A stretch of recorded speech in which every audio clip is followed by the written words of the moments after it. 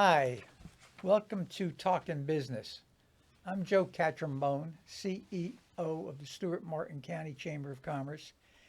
It's my pleasure to have Rick Castro with me today, who is a trustee member of our chamber. And we're going to let Rick tell us about what he does and his products or what he does with his business. And But before we get started, I always like to ask my guests, because Martin County is such a unique place. Yeah, How did you end up in Martin County? it's great to be here, Joe. Thank you. It was an interesting story about 6 years ago. Well, coming up on 6 years. My wife and I are originally from Broward.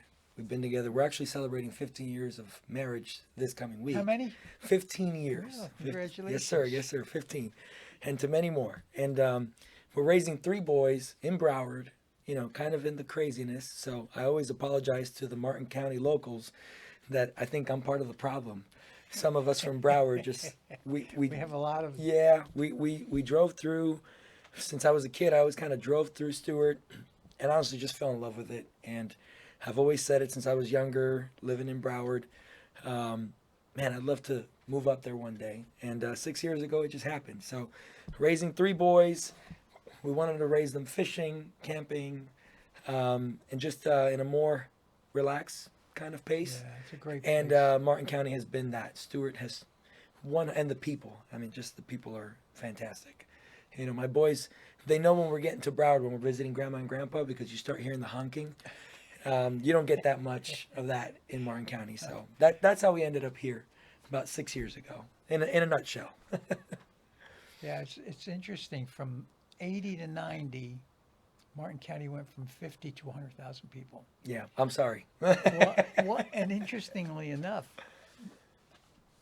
I'm going to say, well, I don't have a statistic, but I've seen numbers that over 50% of them moved up, migrated from South Florida. Yep, I'm part of that. I'm part Yeah, of that. So yeah. thank you for receiving us.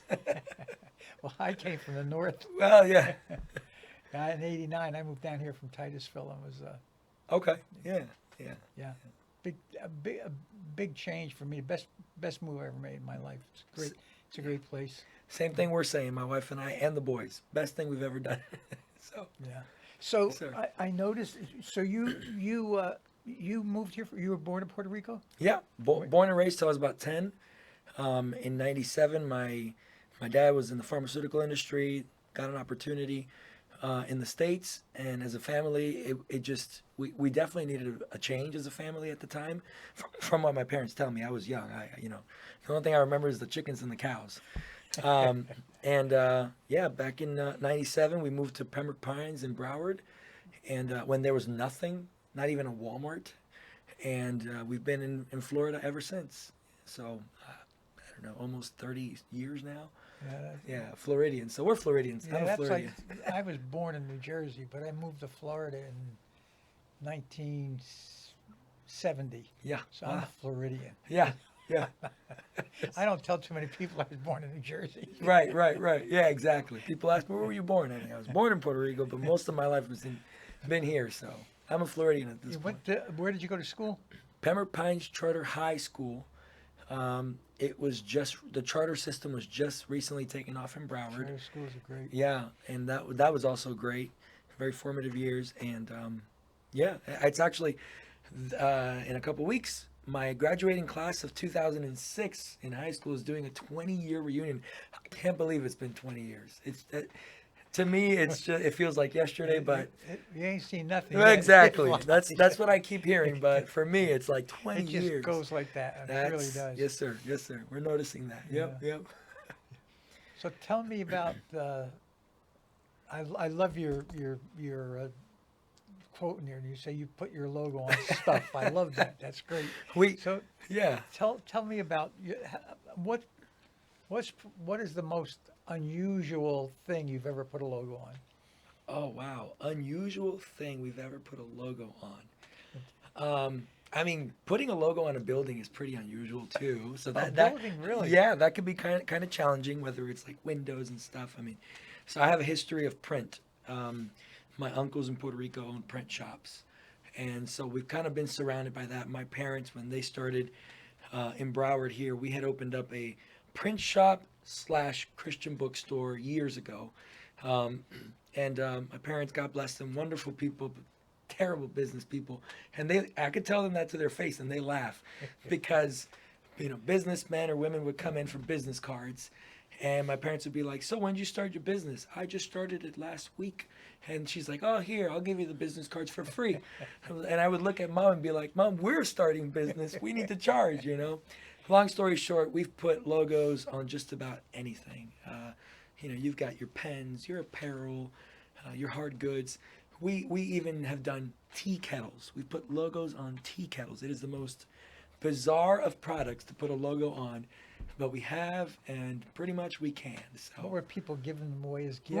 Right. Either being used for hospitality, or to represent the brand, or to have a special touch, unique touch in a hotel room or on a cruise. Or we always laugh in the office. We laugh about that one, the tea kettles. It's an awkward one, but people wanted logos on it, so we put them. I would imagine probably the most popular would be pens? Yeah, so you've got we call them, in our industry, we call them tchotchkes, right? It's a little giveaway. It's the little trinkets and, the giveaways, the things that don't cost you a lot, but it's an opportunity for you to put your logo out there, and it's a functional item, like a mug in front of us here with a logo, or, a pen, something that people have to use every single day, but it's got your information on it. And essentially that's one of the things that we try to do, is help you kind of get a better return on your investment in your marketing, right? How can you give something to someone that they're going to use every day? So every day they're going to look at your number and your name and your service, and hopefully one day that turns into a phone call and an opportunity for you to do more business with them. I obviously, I never counted, but I have a drawer full. I'll promise you there's 25 or 30 pens. Yeah, yes, Everyone's got a logo on it. I don't have a pen that does not have a logo on it. Well, we got to get you a pen with your name on it. That's what we should do. That's what I'm gonna next lunch I'm gonna bring you one. Okay. But it's really interesting you say that, Joe, because as a promotional products company, there are times we have tons of pens in our warehouse, but there are times that we're looking for a pen and we can't find it. Guys, we make pens. Where are our pens, right? But yes, I can imagine. Everybody has a mug full of pens, or a drawer full of pens, from everywhere. Right. But we kind of pride ourselves with trying to help create a brand, right? Even if it is a giveaway item. Like, how can you give some added value to something that maybe costs 90 cents, 75 cents? How can we add value to that, right? So that people keep it, right? Whether it goes paired with a journal, or, does your staff have apparel and uniform that also represents your brand? So we try to help people create kind of a whole brand, right? Not just, here's your pen, right? Well, what else can you do to get your business and your information and your services out there, so that people can come back to you when they need your service? Do people actually have you come in and do a plan for them, so to speak? Yeah, yes, sir. Yeah. So we kind of pride ourselves with, there's two kinds of buyers out there, I would say. There's the ones that like to shop, and then there's the ones that can't stand it, right? That's me. That's me, right? So my wife is the one that likes to shop, right? Exactly. Mine was I too. think all men can agree to that, right? So those buyers, we say, hey, look at our website. Go use it as a catalog. Get inspired. Look at products, look at categories, drinkware, pens, apparel, you name it. Just look at the categories, see what you like, and maybe you can send me exactly what you're looking for, because you're a shopper. You like to shop. You know what you want. But then there are the other ones. I have no idea what I want, but this is my budget, or this is the project, or this is the end game. And so what we do in there, and that's what we pride ourselves in, is we come in with a presentation of good, better, best. Not to say cheap, Right. less You cheap, never say more cheap. expensive, Yeah. right? Good, Yeah. better, best. Yeah. And then we present to them those options. Here's a more affordable pen. Here's a more high-end pen. What's your event? What's your end game? Are you giving these away? Are you selling these?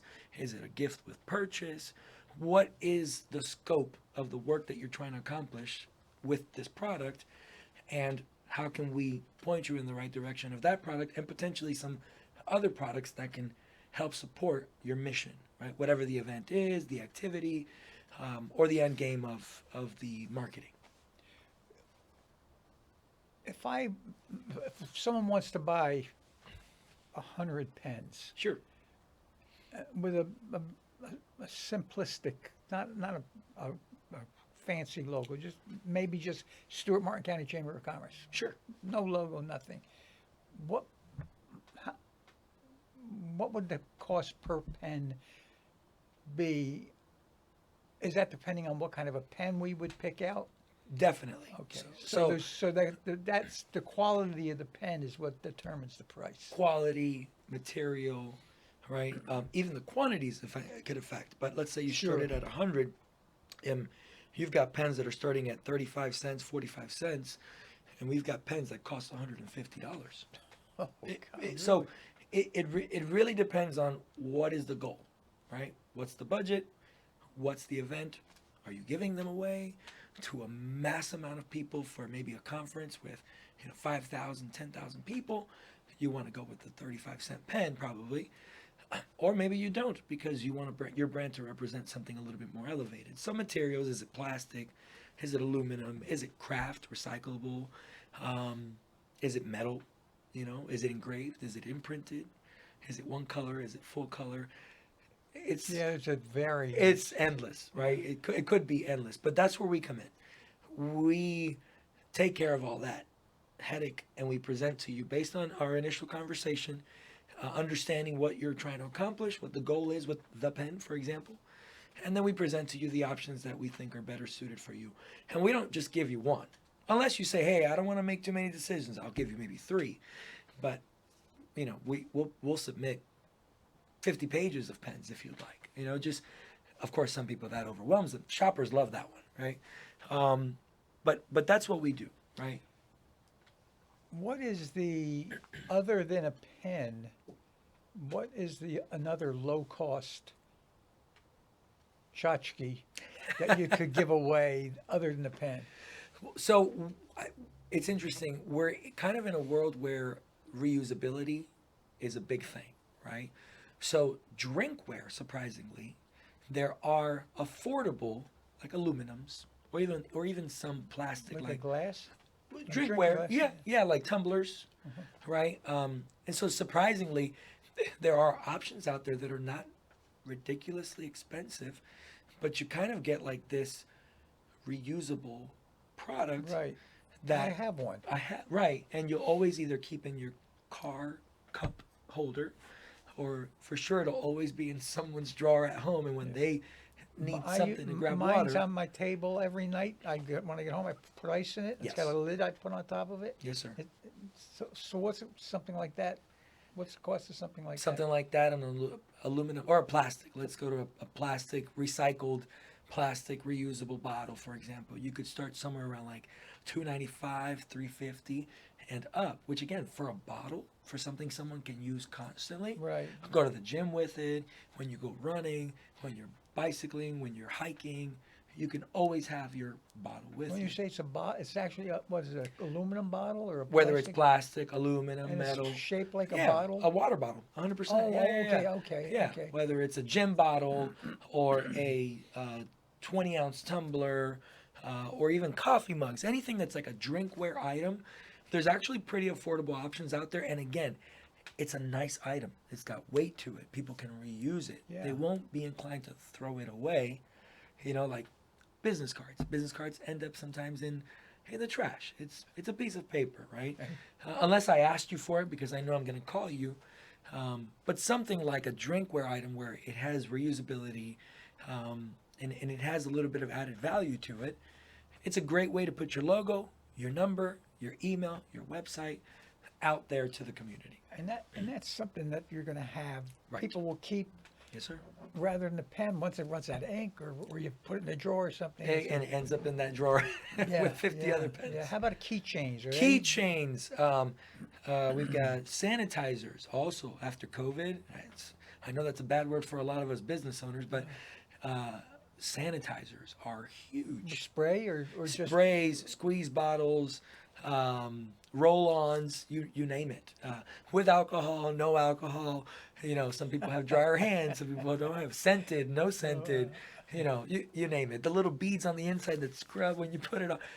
I mean, it is, Joe, it is endless, the amount of products that we have access to. Again, anything with a logo out there, that's promotional products, right? And that's the kind of stuff we do. If someone is, if a business, for example, goes to a lot of shows or job fairs or conferences, tablecloths, we do that kind of stuff as well. Roll-up banners, retractable banners, pop-up tents for people who do outdoor events. I mean, you name it. We put your logo on stuff. So we like to say this at the company. Imagine what you can do if you knew what we can do. We have a lot of sayings, Joe. We're in marketing, right? So just imagine what you can do if you knew what we can do. And what we can do is we put your logo on stuff, right? So if you have an activity, if you have an event, if there is a specific theme, we get a lot of customers that'll be like, Rick, we've got a Western cowboy theme. What kind of products can you recommend? We've got stress balls that look like a cowboy hat. We've got metal badges that look like a sheriff, and we can engrave your logo, and we can even put your name on them, so your employees all can have their own custom badge, and it looks like a sheriff. We've done cowboy hats with your logo around the band, leather products. So it's endless, Joe. It's endless. do you have a place, a showroom, or is it So- or a catalog, or So the best way to probably look at what we can do or to get inspired with ideas is definitely our website. Am I allowed to plug okay, it? sure, of Yeah. course, absolutely. gdp-promos.com. The way we have it set up from the beginning of it is categories. It's a lot easier for people to look at categories, and then when they start clicking on the categories, they can see budget, price points, they can see quantities, they can visually see pictures. So if you click on apparel, you'll see t-shirts, polos, jackets. So if I had a budget of, say, I wanted to buy 100 items and my budget was $2 an item, Sure. could I go on your website and say, show me $2 items? You could basically filter it. Yes, you can filter it in it from low to high. You can search $2 items. You can put cup, and you're going to get Whatever. a ridiculous amount of ideas of what is considered a cup, right? Of course, you might want to filter that a little bit more yourself if it's more of a specific tumbler or a mug, or you want ceramic, or you want plastic or metal or aluminum. It's never ending. So our website is probably the best way to start. And again, the world we live in, Joe, we're digital, right? Everything is digital. Yeah. So even with a picture from you saw a product that, hey, I would love to do something like that for my business. We have customers who say, Rick, I was at a store and I saw tumblers, and I literally get emails with pictures of tumblers, and I'll present to them the tumblers we carry and the tumblers we can logo. And we do your generic giveaway low cost items, but we also do carry, and our suppliers are licensed Yeti, RTIC, Stanley's, you name it, any of the retail brands out there as well, because it really depends on what is the need and what is the event and who is the audience and who are we giving this away to. Could someone go out and buy aluminum tumblers and say to you, I want you to put my logo on here? In theory, yes. We highly and strongly recommend not to. Because at the end of the day, when you buy something, we don't know the material content of it. We don't know how it was coated or painted. We don't know the external materials that are on it. So ultimately, for the most part, we're actually going to do double. It's going to cost you more in some instances that way. Because if we do it from scratch, we already have existing product, so we can offer you probably a wholesale price on that, or a better price on that, a better quantity price on that, because we have bulk. And we are doing the decoration, so there's no cost of the inbound freight to us or the inbound freight to you, and then the hassle of getting it to us. And then, Joe, what if one of them messes up? Who's responsible for it, you or me, because it was under my machine? Right. So we kind of stay away from that because we want to give you the best service. And we know the products that we're offering you, we're putting our name on it, right? We're backing it up. And if there's a recall on it, if there's an issue with it, if all of a sudden the tumbler's top is loose, hey, we're going to replace that for you. And we're going to help you make sure you get what you want, what you asked for. I noticed when I read your bio here something about a church, Yes, sir. So a Spanish ministry in downtown Stewart. Where? yeah, so Tell me about it. So I don't know if you guys are. I'm sure you are. If you're from Stewart, you know downtown Stewart, of course. But there's a big yellow building called First Baptist Church. It's been there. They actually just celebrated 100 years of being in downtown as well. They've been there since 1926, actually. Wow. And so, so we actually use one of the small sanctuaries in that Baptist church. The pastor, Pastor Darrell Orman, Dr. Darrell Orman, was kind enough about maybe 2 years ago now of just, I say we rented, but it's a church. Pastor Darrell's like, just use it. It's the whole point is to help the community. And so we just use it as a Spanish ministry that my wife and I've been in ministry since I was born and raised in the church and as a Christian, as a believer. And it's one of the things that I've always been a part of, originally in worship ministry and music. So later I know I'm going to have a chat with the owner of the studio.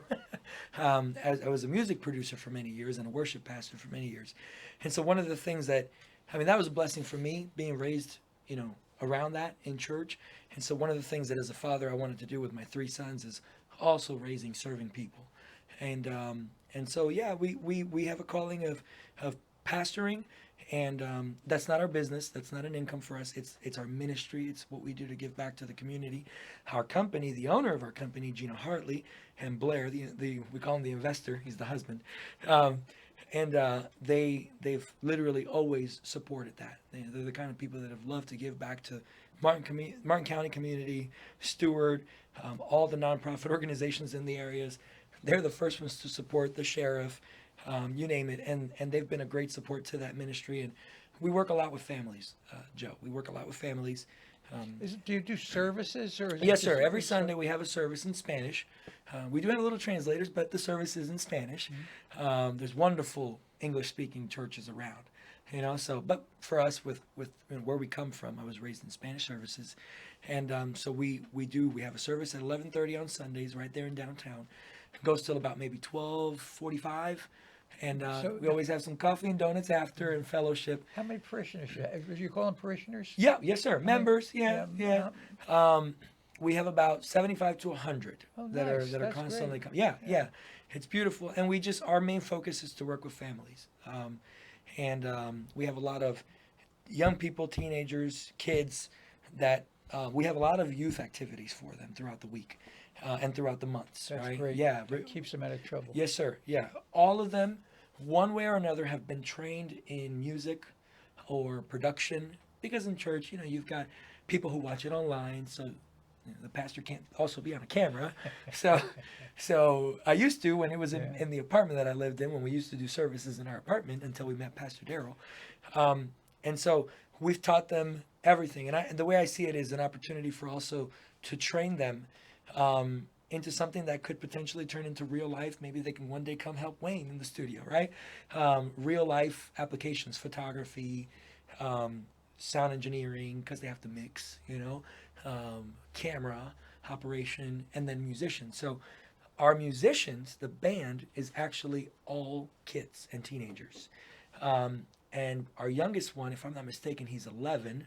Our oldest one has just turned 18, and he's actually going to be going to the Air Force, so we're going to miss a bass player there. But all of them, so we've got about 15 musicians, and they're all kids.